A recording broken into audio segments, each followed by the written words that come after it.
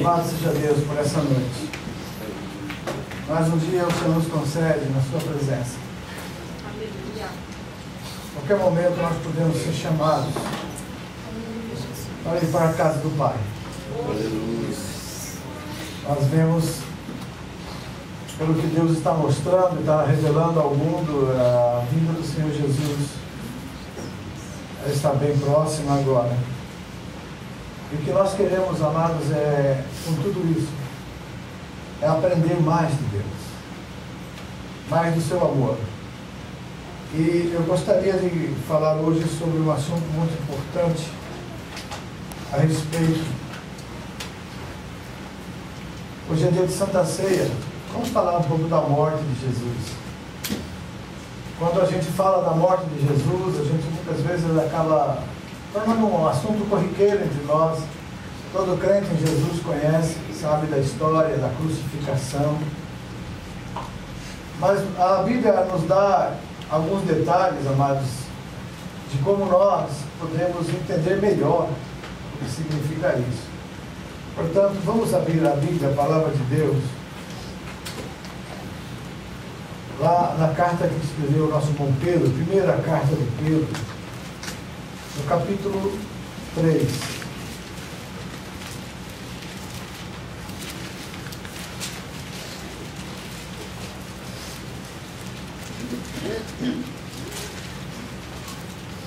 Capítulo 3. E o versículo, são alguns versículos aqui no versículo 18. Pois Cristo padeceu uma única vez pelos pecados, o justo pelos injustos, para levar-nos a Deus. Ele, na verdade, foi morto na carne, mas vivificado pelo Espírito. Pode sentar.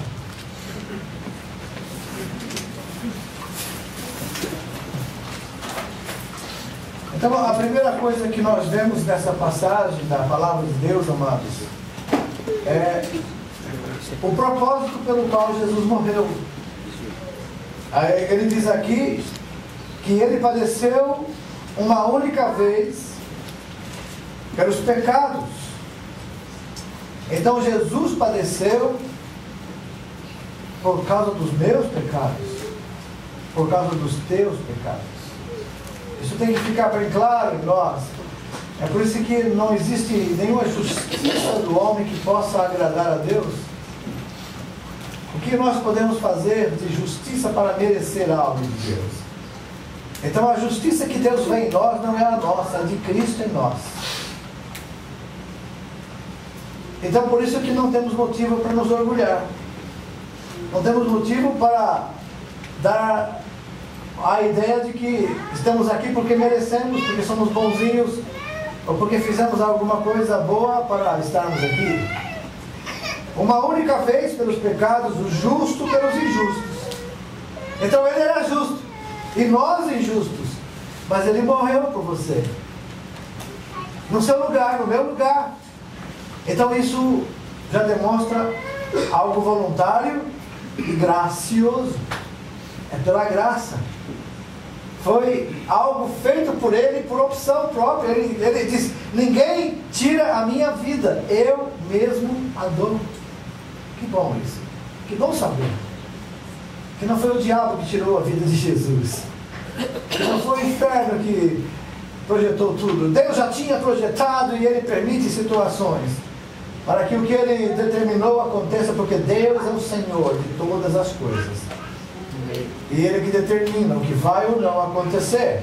E é por isso que quando nós falamos nas mensagens que devemos descansar em Deus e confiar no Senhor, porque Ele tem o controle de todas as coisas e nada Ele vai permitir na nossa vida que não seja para o nosso próprio benefício, é por isso. Porque Ele já sabia. Jesus entregou-se voluntariamente, o justo pelos injustos. Para quê? Para levar-nos a Deus. Para nos colocar diante de Deus. E é interessante que essa substituição, o injusto substituído no castigo por um justo. O injusto que estava condenado, que já tinha a sua sentença determinada, ele é substituído por alguém que não tinha nenhuma culpa, nenhum pecado, nenhuma condenação. E ele entrou no nosso lugar. Ele foi à cruz no nosso lugar. Ele morreu em nosso lugar. Ele pagou o preço dos pecados em nosso lugar. Porque mesmo que quiséssemos, não podíamos pagar. Quando Jesus falava a parábola daquele servo infiel que foi perdoado de uma grande dívida, em Mateus 18, e que ele diz que aquele servo foi perdoado de uma dívida que jamais ele poderia pagar. Era tão grande a dívida, que mesmo que ele fosse preso, sua família e os seus bens tomados, tudo que ele podia ter, não pagaria a dívida. Somos nós. E quando aquele servo foi perdoado, o seu senhor disse a ele: vai, a sua conta está quitada, você não deve mais nada. E aí nós estamos notando uma coisa: muitas vezes nós estamos dando-nos o direito de não perdoar alguém. Estamos fazendo igual aquele servo que não perdoou o seu conservo. Porque a Bíblia diz que assim que ele saiu da presença do Senhor, ele foi e encontrou alguém que lhe devia 100 dinheiros. E ele então disse que pegou no pescoço daquele homem, chacoalhava e dizia: paga o que você me deve. E o homem disse: por favor, tenha misericórdia, tenha paciência que eu vou te pagar. Mas a Bíblia diz que ele apertava mais e mandou que prendesse aquele homem e que colocasse ele no cárcere, e até que ele pagasse a dívida. Sabe quem é essa pessoa? É você e é eu, quando a gente não quer perdoar alguém que nos ofendeu. Porque a dívida que Deus perdoou sua, quando você veio a Jesus, era tão grande que jamais você poderia pagar. A Bíblia diz que o resgate de uma alma tem um valor muito alto, e os recursos que o mundo tem se esgotariam antes. Mas Deus resolveu, pelo seu grande amor, enviar Jesus Cristo como o nosso Senhor, mas que tinha que cobrar a dívida, e ao invés de cobrar a dívida, Ele pagou a nossa dívida e deu a nós uma quitação da dívida. Em Colossenses 2,14 diz que a cédula que de alguma maneira era escrita contra nós, nas suas ordenanças, na lei que estava condenando por causa do pecado, a Bíblia diz que Jesus pegou essa cédula e cravou-a na cruz. Aleluia! Então hoje nós somos perdoados, somos quites com Deus da dívida do pecado. Aleluia! Aleluia. Somos eternos, não morremos mais, fomos perdoados. Jamais era impossível que nós conseguíssemos por nossa força, através de religião, através de obras, através de coisas boas que pudéssemos fazer, e através de muito dinheiro que pudéssemos dar aos pobres neste mundo. O Senhor fez de uma forma tão gratuita e maravilhosa. Agora alguém nos faz um mal, alguém pisa no nosso calo, alguém machuca a nossa vida, alguém ofende nossa moral, alguém nos maltrata e nós dizemos: eu não consigo perdoar.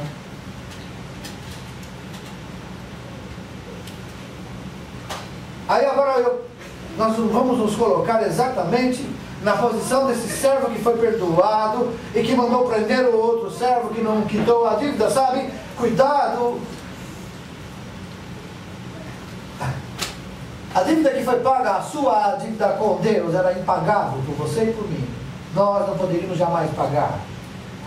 Então, por favor, não se julgue uma pessoa tão má assim, ou tão machucada assim. Por favor, não se julgue uma pessoa que ninguém pode pisar no seu calo. Você precisa mudar isso. Eu preciso mudar isso. Eu preciso entender que se eu quero ser realmente do Senhor, não mais vivo eu, mas Cristo vive em mim. E que se eu tiver algum problema com algum irmão, eu tenho que perdoá-lo, não importa as circunstâncias, não importa o quanto fui ofendido, não importa o grau que ele me machucou, que fez. Na verdade, a minha disposição do coração já deve ser esta: eu perdoo em nome de Jesus. E alguém diz: mas pastor, eu não estou sentindo de perdoar. Você não precisa sentir nada. Isso não é sentimento, é obrigação. Isso é mandamento. Isso é ordenança. Isso é algo que ou você faz ou você morre. Ok? Escute bem o que eu estou falando, irmão e irmã. Escute bem, minha irmã, meu irmão. Pode ser que você já tenha muitos anos de crente, mas escute o que eu vou te falar. Se você não perdoa alguém, você não é perdoado também. E você sabe o que pode acontecer com você por causa de falta de perdão? Você pode perder a sua salvação. O Senhor não está aqui perguntando o quanto foi ofendido você. O Senhor não está perguntando aqui o quanto você foi machucado. Deus vai julgar a cada um segundo as suas obras. Cada um vai dar conta desse mesmo a Deus. Agora Deus quer saber de você o quanto você está disposto a perdoar. Porque Ele te perdoou. A dívida que você tinha, essa dívida foi para a cruz do Calvário. Aleluia! Jesus levou na cruz do Calvário. E quando nós dizemos que não conseguimos perdoar, estamos ofendendo a Deus. Assim como aquele seu senhor, ao ouvir daqueles servos, dos conservos, assim: Senhor, o senhor não perdoou uma dívida grande daquele servo teu? Sim, perdoei.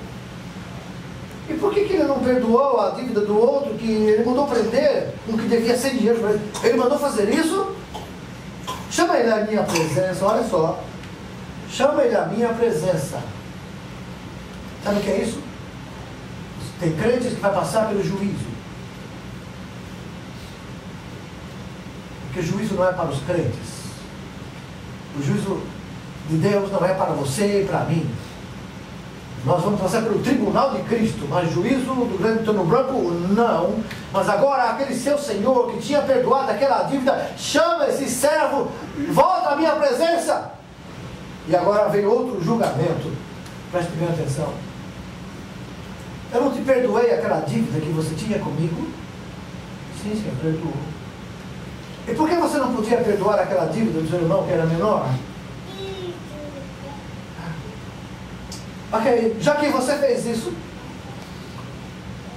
volta à dívida, foi retirado o perdão, e mandou, agora prenda ele, entregue eles aos atormentadores, e não sairá de lá enquanto não pagar a dívida. Irmãos, sabe o que é isso? Eternidade.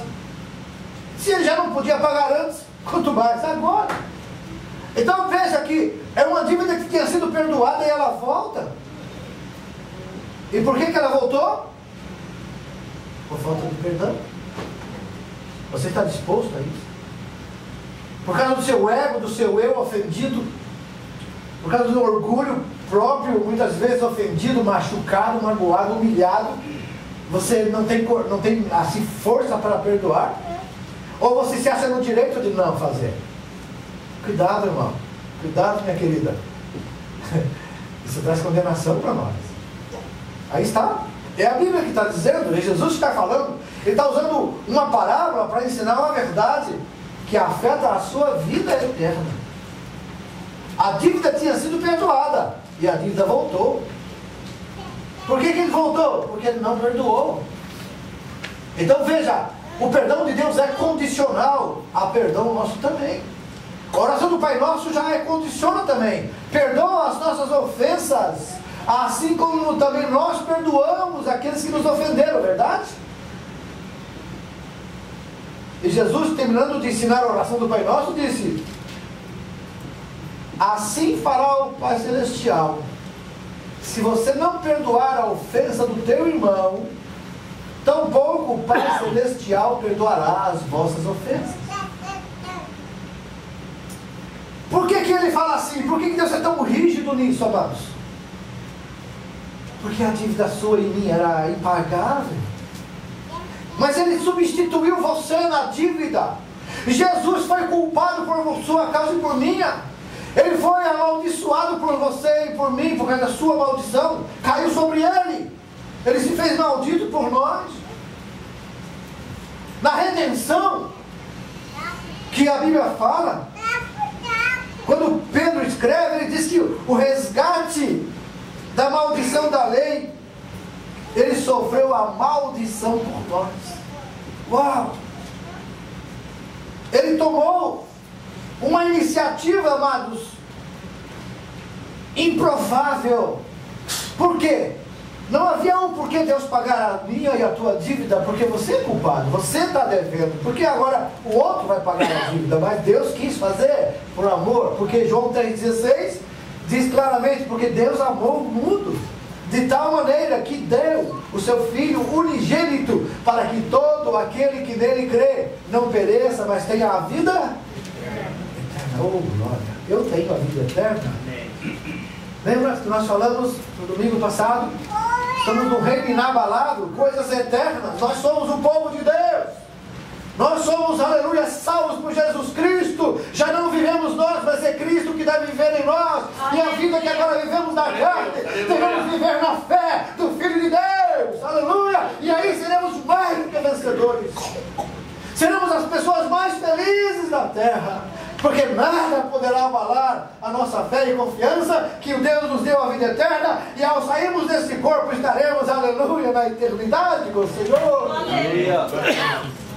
O medo da morte vai embora, as preocupações do dia a dia vai embora, porque se Ele diz na palavra que Ele vai cuidar de nós, então agora o problema é dele. Está difícil trabalhar, está difícil achar emprego. Vamos orar, o problema é de Deus, não é meu. Eu sirvo a Ele, então Ele tem que me dar um emprego. Agora, não que Deus está sendo pressionado a isso, é promessa dele. Busque em primeiro lugar o meu reino, busque em primeiro lugar as minhas coisas. Eu sei que você precisa. Oh, que glorioso! Sabe, amado, o pai e a mãe, ele cuida tanto bem dos filhos que eles procuram ver sempre a necessidade dos filhos e gostam de suprir, gostam de ver os filhos felizes por ver suprir as suas necessidades, não é verdade? Quando o pai e a mãe dão uma comida para o filho, dão um alimento, uma roupa, um brinquedo, e aquele filho se alegra muito, os pais também ficam alegres. Mesmo que aquele dinheiro era dinheiro de uma roupa dele mesmo, uma roupa de algo para eles, mas eles usam para o filho pega aquele e fica feliz, e os pais ficam felizes, e até esquece que precisava de alguma coisa, não é verdade? Agora imagina o nosso Deus, tem prazer de ver você feliz. Foi para isso que Jesus Cristo veio. Mas quando nós ofendemos a Deus com a falta de perdão, Deus, Ele não pode se agradar de nós, amados. Perdão, amados, é algo que desamarra, tira as amarras. Quando eu consigo perdoar, as amarras são quebradas. Eu me sinto livre. Porque quando eu não perdoo, amados, aquela falta de perdão amarra aquilo que machucou, amarra em mim mesmo. Eu, com a falta de perdão, amarrei uma pessoa em mim. Por quê? Porque o perfume dela, a voz dela, o jeito dela, tudo dela, a música que ela gostava, quando eu ouço, aquilo me ofende, aquilo me machuca, aquilo me deixa nervoso. Por quê? Porque está amarrado em mim. Enquanto eu não perdoar, eu vou carregar essa pessoa nas minhas costas. Então, nós, na verdade, quando as pessoas que achamos que são os nossos piores inimigos, que nós temos um ódio dessas pessoas, são elas que amarramos em nós.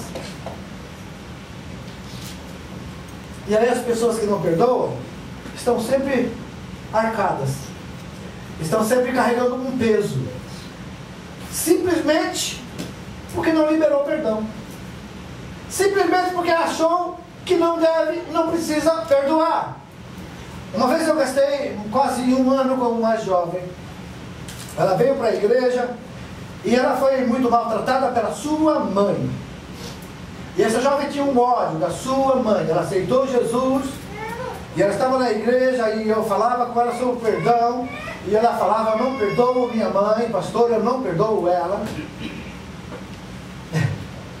Eu falei: minha jovem, deixa eu te dar uma má notícia. Você não vai ser uma moradora do céu. Porque se a palavra de Deus ela é verdade, eu creio que é, e Jesus falou que se você não perdoa, também você não tem perdão.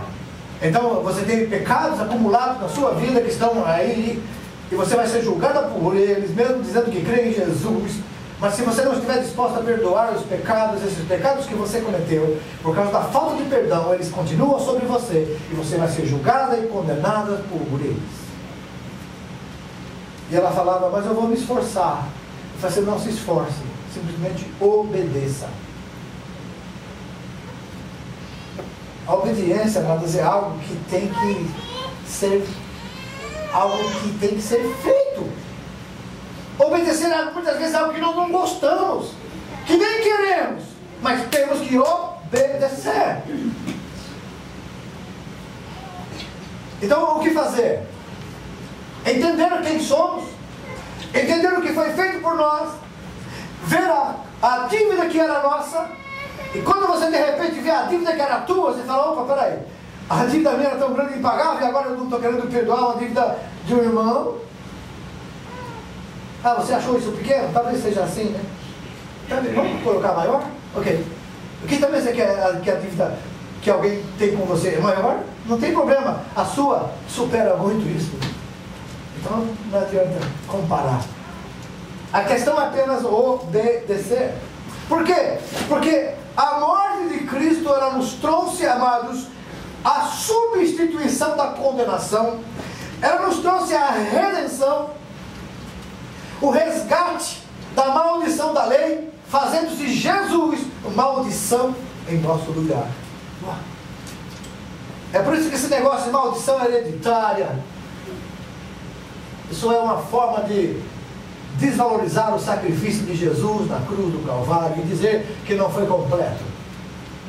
Porque quando você tem que se tratar, fazer um tratamento depois de aceitar Jesus, para se libertar de maldições hereditárias, como muita gente quer ensinar, baseado em que na Bíblia?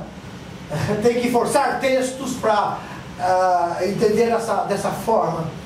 Quando Jesus se fez maldição por nós, e quando eu aceitei Jesus, a Bíblia diz que eu me tornei uma nova criatura, e que todas as coisas já passaram, e que tudo se fez novo, e que se Ele me libertar, verdadeiramente eu sou livre, e o maligno não me toca, e se Ele levou sobre si a minha maldição, o que tem mais cobrança para mim de quê? Qual é a cobrança para mim? Para você? Somos livres. Livres para adorar, livres para não pecar, livres para glorificar a Deus com a nossa vida, livres do pecado, do poder do pecado, livres da condenação do pecado, porque somos livres em Cristo Jesus. Você é livre, meu irmão. Você é livre, glorifique a Deus, exalte o Senhor. Não gaste suas energias com coisas que não valem a pena. Gaste sua energia adorando a Deus, glorificando o Senhor, aprendendo sua palavra, aleluia, alimentando o seu espírito, sua alma, vivendo uma vida que glorifique o Senhor, que te libertou, que te salvou, que te perdoou. Obedeça a palavra. Lá, quando Paulo escreveu a carta aos Coríntios, no capítulo 5, ele fala sobre algo glorioso. Ele diz assim: tudo provém de Deus, que nos reconciliou com Ele por meio de Cristo, e ainda nos deu o ministério da reconciliação. Oh. Imagina, amados, como Deus olha para nós. Éramos aquelas pessoas que gostam de brigar. E a pessoa que gosta de brigar, ele primeiro provoca. Pessoas que até não estão fazendo nada. E ao provocar essas pessoas, elas reagem, aí ele acha motivo para brigar e para bater. Nós provocamos Deus, nós chamamos Deus para a briga dos nossos pecados. E Deus mandou que Jesus Cristo viesse brigar. Ele mandou Jesus Cristo vir aqui na terra e chamar você e dizer assim: olha, eu vou pagar o preço para você, vamos nos reconciliar. Para que haja essa reconciliação, é preciso que haja algo dos dois lados. Mas Deus mandou só do lado dele. Ele foi ofendido e ele mandou o pagamento pela ofensa. Jesus Cristo nos deu o ministério da reconciliação ainda. Sabe o que ele diz? Você está reconciliado com Deus. Agora você deve reconciliar outros também com Deus. Hoje eu estava assim muito feliz ali em Toyokawa pela manhã, porque ao ministrar no discipulado, eu vi que 2 discípulos que eu ganhei para Jesus e discipulei, eles agora discipularam outro casal que se batizaram e estão terminando o discipulado. E esse casal que foi discipulado por esse que foi discipulado por nós, já está discipulando outro casal. Vida tirando vida. Eu estava imaginando, amados, quantos de nós da igreja já estamos estéreis? Crentes que não produzem nada. Crentes que não conseguem evangelizar, que não têm coragem de falar de Jesus para ninguém, que não têm coragem de anunciar o Evangelho, que não ama as almas perdidas, que simplesmente vive a sua vida como se fosse dentro de uma concha fechada e procura e quer todos os benefícios de Deus, mas não produz, não é fértil, é estéril. Passa ano e vem ano e a pessoa continua na igreja e não traz ninguém, não fala de Jesus para ninguém, não ora por ninguém, não intercede por ninguém, só reclama, só vê defeito nos outros. Se você está assim, se eu estou assim, vamos nos arrepender hoje, vamos pedir perdão a Deus, vamos pregar o Evangelho de Jesus Cristo, que é boas novas de salvação para todo aquele que crê. A mensagem tem que ser falada. Quando aquele jovem casal hoje falou para mim que amigos foram na casa dele, amigos de balada, amigos de sair, e de repente encontraram uma nova vida neles e perguntaram o que é isso. Então assim, eu vou falar de Jesus para vocês, e começaram a falar de Jesus, e eles se convenceram, pastor, eles se convenceram de que precisam aceitar Jesus, de que estão na vida errada, mas ainda não aceitaram. O que o senhor acha? São convencidos, mas não são convertidos. Eu falei, ok, mas a parte que vocês têm que fazer não é convertê-los, é semear a semente. E talvez alguém ou vocês mesmos vão regar essa semente plantada, mas lembre-se, o crescimento só Deus pode dar. Então não se preocupe com se eles vão aceitar ou não, vocês fizeram a parte de vocês. O problema é a terra. Vamos ver que terra é essa. Se a terra for boa, como foi a de vocês, ela vai produzir também. Sabe, amados, talvez você, ou eu, ou nós, talvez alguns de nós aqui, seja terra boa sim, mas sabe, na parábola da semente, Jesus falou sobre um tipo de terra que tinha espinhos nela, e esses espinhos sufocavam a semente, e ela não produzia. E perguntado pelos discípulos o que significa isso, Jesus falou: os espinhos que sufocam a semente, não dá fruto, são os cuidados da vida e os prazeres do mundo. São duas coisas que Jesus falou. Os cuidados da vida, que são coisa normal e natural. Quem de nós não precisa trabalhar, não precisa se preocupar com o pão, com as roupas, não precisa se preocupar com o dia a dia, ok? Isso, amados, é uma necessidade, e Deus compreende isso, tanto é que compreende que em Mateus 6, Jesus falou: o Pai Celestial sabe. Agora, o problema maior é os prazeres do mundo. E quando fala de prazeres do mundo, amado, você imagina aquilo que você gosta de fazer ou gosta de fazer nada. Talvez isso seja o que está sufocando você. Você não quer sair da sua comodidade.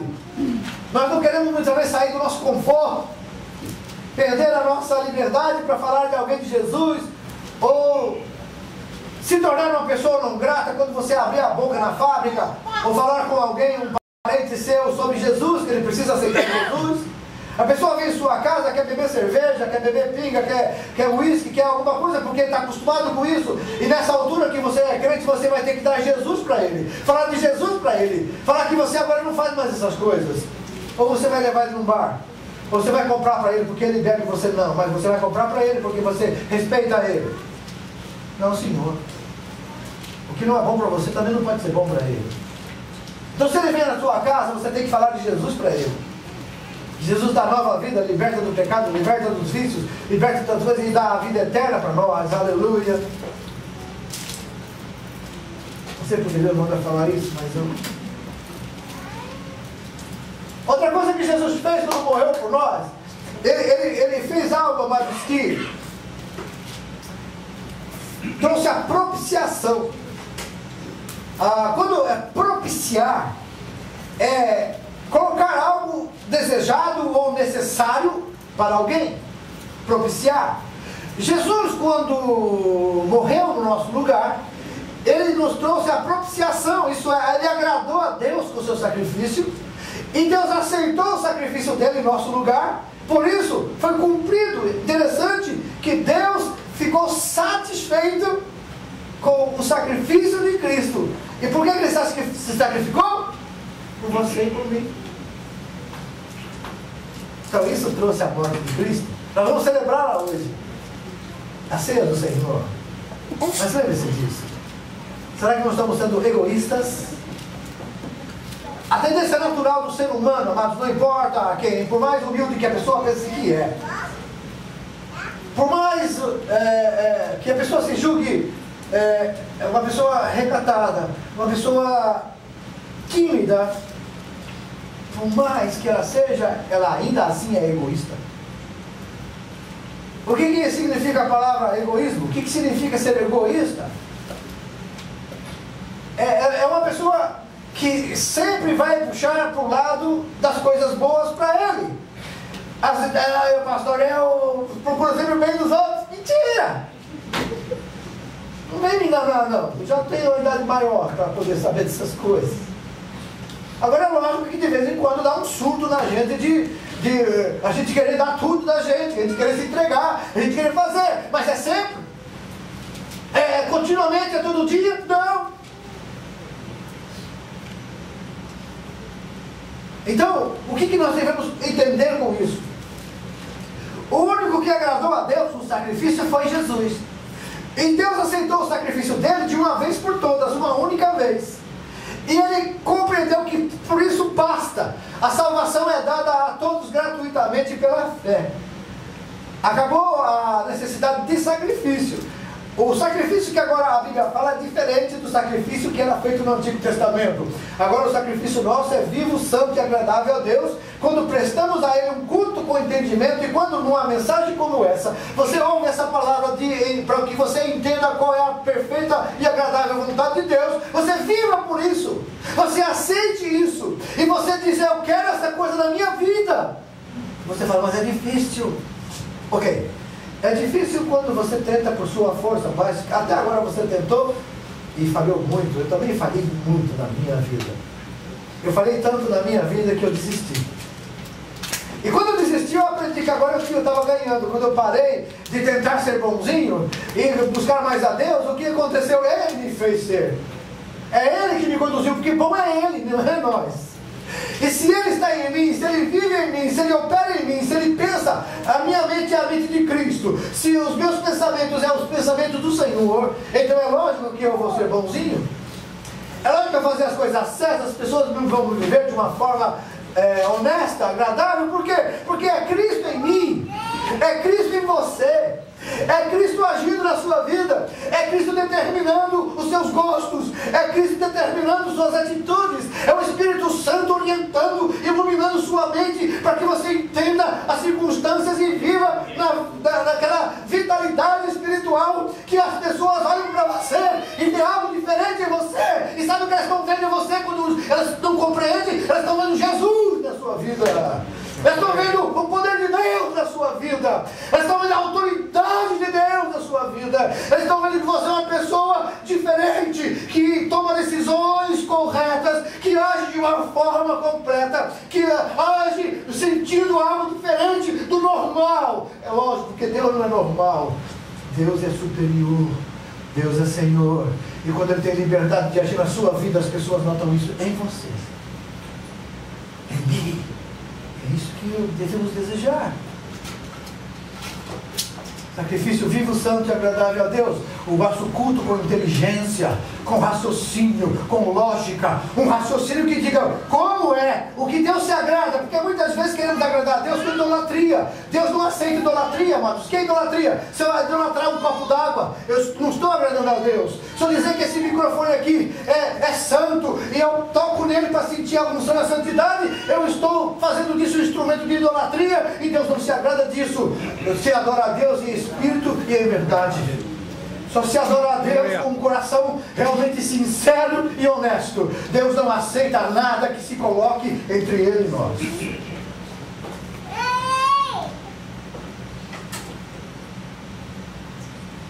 O Senhor Jesus fez uma coisa muito interessante. Na morte dele, amados, essa natureza pecaminosa que está em nós e que olha o boi, como diz o pastor Inácio, é uma natureza tão forte que você fala igual Paulo falou em Romanos 7: miserável homem que sou, o bem que eu quero fazer eu não faço, mas o mal, quando eu vejo, já fiz. Ele disse: quem me livrará do corpo dessa morte? Mas ele mesmo fala: mas graças a Deus por Jesus Cristo. Graças a Deus por Jesus Cristo. Aleluia! E essa é a vitória. E sabe o que é isso, amados? A natureza que me dominava, que é essa que Paulo fala em Coríntios e Romanos 7. Romanos 7 é um crente carnal, Romanos 8 um crente espiritual. Leia os dois capítulos que você vai ver ali: um crente carnal e um crente espiritual. Um crente que está na reserva do Espírito e um crente cheio do Espírito. No capítulo 7 ele só reclama, ele só fala mal dele mesmo, ele só lamenta. No capítulo 8 ele começa: mas agora nenhuma condenação há. Aleluia, isso que é gostoso de ouvir.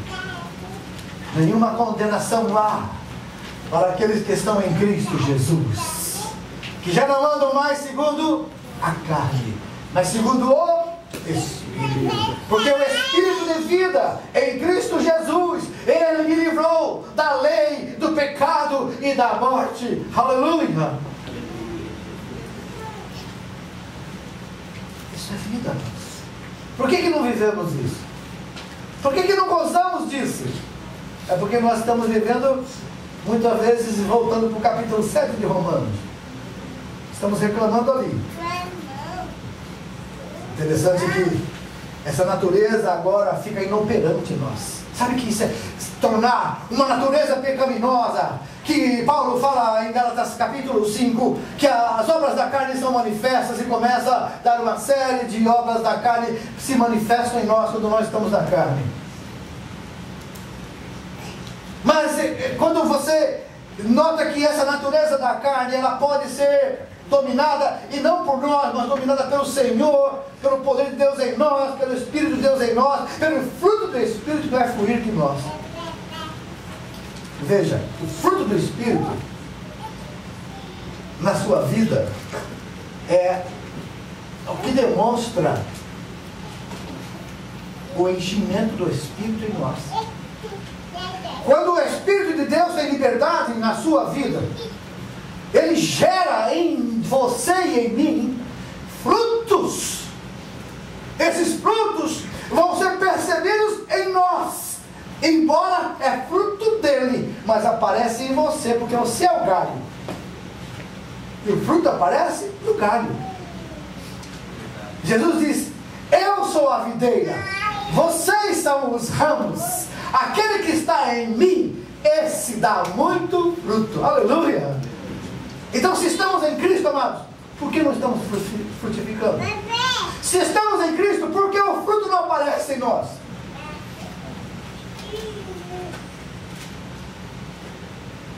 Qual é a nossa posição, então? O que lugar que nós devemos nos encontrar agora? Eu quero terminar. Que lugar nós devemos ficar, então? Que posição é a sua e a minha agora? O Senhor está nos chamando para uma posição, para tomarmos uma decisão, amados. Quero continuar do jeito que eu estou.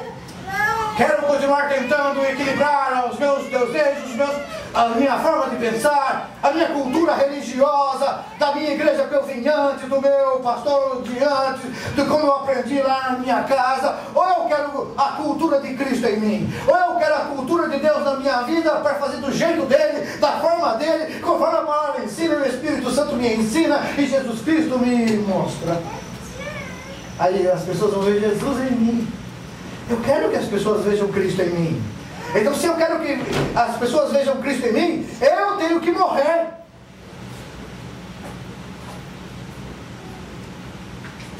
E Cristo vive. E dizer: a vida que agora vivo, eu vivo na fé do Filho de Deus. Paulo disse: eu estou gemendo com dores de parto até ver Cristo gerado em você, formado em você. E sabe, mas todo líder e todo pregador tem que pensar assim. Não pode querer oferecer às pessoas coisas efêmeras que conquistam neste mundo, mas que tudo vai ficar aí. Bens, riquezas, tudo. Agora, quando é oferecido para você uma coisa, e essa eu tenho certeza que eu posso oferecer com toda a consciência limpa no meu coração, na minha vida. Porque eu estou oferecendo a você algo que também eu quero para a minha vida a cada dia. Cristo em mim, esperança da glória. Esperança minha não é as coisas deste mundo, é a esperança da glória, olhando para cima, olhando para o alto, olhando para o autor e consumador da minha fé, olhando para aquele que tudo fez para me salvar, e deixando as coisas que o mundo tem para oferecer, elas vêm atrás de mim depois. E essas bênçãos te acompanharão. Elas não são o meu objetivo, elas não são o meu ideal, mas elas virão conforme a minha necessidade. O Senhor vai acrescentando as bênçãos e a prosperidade que eu preciso, porque eu não estou visando e focando as coisas do mundo. Eu foco meu Senhor, a sua vontade. Eu estou caminhando na mente de Cristo, eu estou vivendo na unção do Espírito, eu estou sendo guiado pelo Espírito de Deus. E agora, por que está acontecendo isso? Automaticamente as coisas começam a acontecer e começam a me seguir.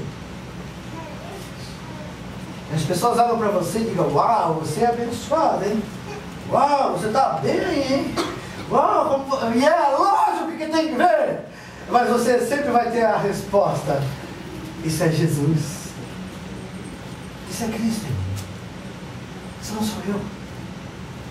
Sabe, eu não estou correndo atrás de nada disso. Isso está vindo atrás de mim. Não é mais meu foco, não é mais meu objetivo. O meu foco é Senhor, o meu foco é a vontade de Deus, o meu foco é servi-lo. E as coisas, aí, assim, mas e por que você não tem isso e aquilo? Porque eu não preciso dela. Tudo que eu precisar, Deus vai me dar. Tudo que eu necessitar, o Senhor Jesus disse: vou acrescentar. E eu confio na palavra dele. Se você é crente, também tem que confiar. Aleluia. E você vai sair daqui hoje dizendo: ok, aleluia. Eu vou deitar numa rede agora e vou dizer: eu quero trabalhar para meu Senhor, esperar a bênção vem no interior. Não, você vai cair da rede e vai morrer. E Deus não tem compromisso com preguiçoso. Mas você vai trabalhar sabendo: Deus está no controle. Eu não estou mais trabalhando para ficar rico. Eu estou fazendo as coisas necessárias nesse mundo, porque a minha riqueza eu já ganhei. A minha salvação é garantida, o meu perdão já foi dado. Jesus já conquistou na cruz para mim. Ele substituiu a mim na condenação. Ele foi condenado em meu lugar. Ele foi maldito em meu lugar. E, aleluia, ele me redimiu. Ele me reconciliou com Deus. Ele fez a propiciação para os meus pecados. Deus se agradou do seu sacrifício. Eu já não tenho mais domínio da natureza pecaminosa em mim, porque agora a minha natureza pecaminosa, ela é abafada pela presença do Espírito na minha vida. Habita em mim. E agora eu tenho que entender uma coisa muito importante, e você também hoje. Nós temos na nossa igreja peruanos, filipinos, japonês, brasileiro e outros mineiros. Que mais?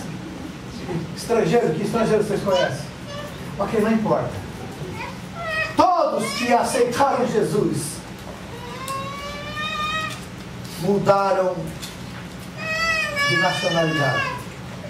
Vamos ver? Veja Filipenses capítulo 3, versículo 20. Olha aqui o que diz a palavra do Senhor, Filipenses 3, 20. Mas a nossa pátria está nos céus. Viu, Margarida? Acabou. Você é brasileiro? Nada. Se o pessoal do céu fosse cearense, aí o cearense ia ficar contente, mas não é. É cidadão dos céus, é celeste. Então nós aqui estamos vendo, a nossa pátria está nos céus, de onde esperamos o Salvador, o Senhor Jesus Cristo. Você quer melhor coisa do que isso? Ah. Meu Deus, obrigado, Senhor. Nós estamos agora, amados, Ele nos tornou um sacerdócio real. Veja, Pedro, escrevendo aos crentes lá na primeira carta dele, no capítulo 2, ele disse assim, no versículo 5: também como pedras vivas sois edificados como casa espiritual, para ser de sacerdócio santo, a fim de oferecer sacrifícios espirituais aceitáveis a Deus por Jesus Cristo. Pois na Escritura se diz: ponho em Sião uma pedra angular, eleita e preciosa, e quem nela crer não será confundido. Ora, para vós os que credes, essa pedra é preciosa, mas para os descrentes é a pedra que os edificadores rejeitaram. Essa foi posta por principal pedra de esquina, é Jesus Cristo. E se nós cremos nele, temos casa espiritual. Aleluia. Louvado seja Deus. O versículo 9 diz: mas vós sois a geração eleita, o sacerdócio real, a nação santa, o povo adquirido, para que anuncieis as grandezas daquele que vos chamou das trevas para a sua maravilhosa luz. Antes não erais povo, mas agora vocês são povo. Oh, aleluia! Que povo é esse? É o povo que vai morar no céu. É a cidadania celestial adquirida através de aceitar Jesus Cristo, ter os seus pecados perdoados, suas vestes branqueadas, e receber, aleluia, um novo nome, e receber em nós a morada do Espírito Santo, como Ele faz em nós. Somos novas criaturas. O que mais você quer? O que mais que eu posso desejar?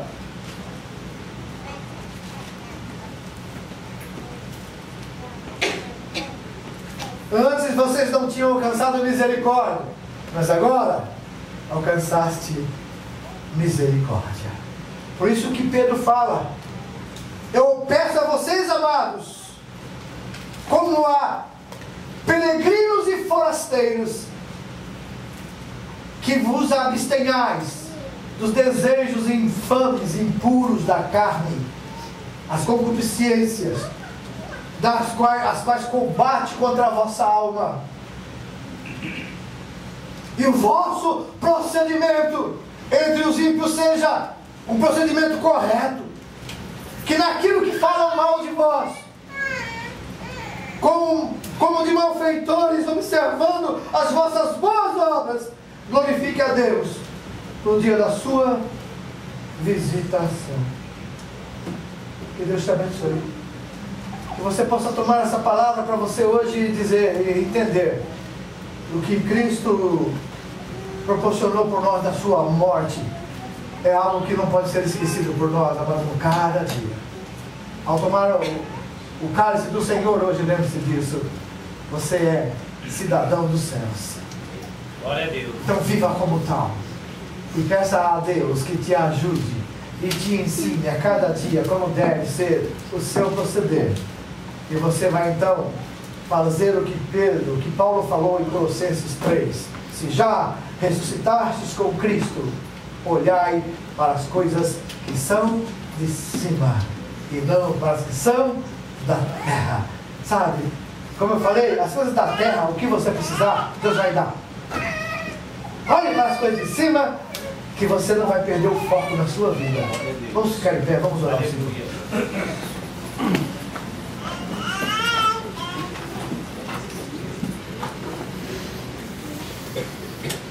Hoje, lembre-se que a posição que você está é uma posição que você está livre do poder do pecado, mas ainda está na presença do pecado. Então, não se deixe levar por ele. E brevemente estaremos na presença do Senhor. Para sempre. Aleluia. Baixe os seus olhos. Sua cabeça. Feche os olhos e oremos. Pai Celestial, em nome de Cristo Jesus, nós nesta noite te louvamos e agradecemos pelo que Jesus fez por nós, pelo sangue na cruz derramado, pela morte dele vicária na cruz do Calvário, que proporcionou a nós essa nova vida. Por isso te pedimos, Senhor, que nós possamos hoje, pelo teu Espírito, entender quem somos e viver por isso. Ajuda-nos, Pai, ao participarmos do pão e do cálice hoje, da tua mesa, que isso fique evidente em nós, que somos cidadãos dos céus, que o Senhor nos proporcionou, aleluia, nos substituiu na condenação, o Senhor nos deu a redenção dos nossos pecados, o Senhor também nos proporcionou a reconciliação, e o Senhor nos deu vida eterna. Todas as coisas vão contribuir para o nosso bem, porque amamos a Ti e andamos segundo a Tua palavra. Obrigado, Senhor, pelas promessas cumpridas em nossa vida. No nome de Jesus, que cada vida aqui presente nesta noite possa viver assim. Nós Te amamos, Senhor. Nós Te glorificamos. Muito obrigado pela salvação da nossa alma e por nos fazer cidadãos dos céus. Aleluia. No nome de Jesus oramos, amém. Pode sentar.